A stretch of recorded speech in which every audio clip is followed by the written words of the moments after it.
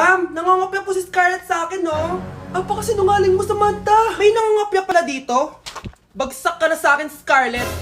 Apakasama talaga ng ugali mo, Samantha. Nay! O anak, anyari sa'yo? Binagsak ako ng teacher ko. Naniwala kasi siya kay Samantha na nangopya daw ako. Totoo ba yun, Scarlett? Hindi, Nay. Siya talaga yung nangopya sa akin. Walang hiya yan ah. Humanda siya sa akin. Tara, anak. A few moments later. Ma'am, bakit niyo po kami pinatawag dito? Eh kasi yung anak mo, sinungaling. Siya naman talaga yung nangopya kay Scarlett eh. Hindi po totoo yan. Para malaman natin kung sino nagsasabi ng totoo sa inyong dalawa, mag-quiz na lang kayo ulit.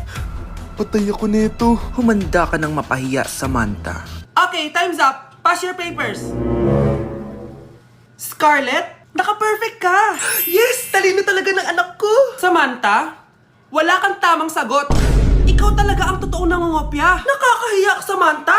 Humanda ka sa akin sa bahay. Tara! Huwag po, Nay!